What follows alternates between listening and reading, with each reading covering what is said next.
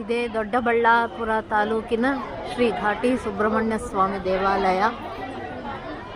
ಇದರ ಚರಿತ್ರೆನ ಈಗ ನಾನು ತಿಳಿಸ್ತೇನೆ. ಈ ದೇವಾಲಯವು ಸುಬ್ರಹ್ಮಣ್ಯ ಸ್ವಾಮಿಯು ಮತ್ತು ನರಸಿಂಹಸ್ವಾಮಿಯೊಂದಿಗೆ ಸ್ಥಾಪಿತವಾಗಿರುವುದು ಈ ದೇವಾಲಯದ ಪ್ರಮುಖ ವೈಶಿಷ್ಟ್ಯವಾಗಿದೆ. ಪುರಾಣದ ಪ್ರಕಾರ 2 ವಿಗ್ರಹಗಳು ಭೂಮಿಯಿಂದ ಹೊರಹೊಮ್ಮಿದೆ ಎಂದು ನಂಬಲಾಗಿದೆ. ದಕ್ಷಿಣ ಭಾರತದಲ್ಲಿ ನಾಗಪೂಜೆಗೆ ಈ ದೇವಾಲಯವು ಪ್ರಮುಖ ಕೇಂದ್ರವಾಗಿದೆ.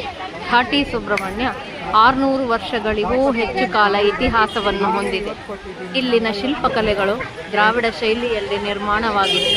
ಇಲ್ಲಿನ ದಂತಕಥೆಗಳ ಪ್ರಕಾರ ಕಾರ್ತಿಕೇಯ ಮತ್ತು ನರಸಿಂಹಸ್ವಾಮಿ ಮೂರ್ತಿಯ ವಿಗ್ರಹಗಳು ನೆಲದಿಂದ ಉದ್ಭವಗೊಂಡು ಆನಂತರ ಇದರ ಸುತ್ತ ದೇವಾಲಯ ನಿರ್ಮಿಸಲಾಗಿದೆ.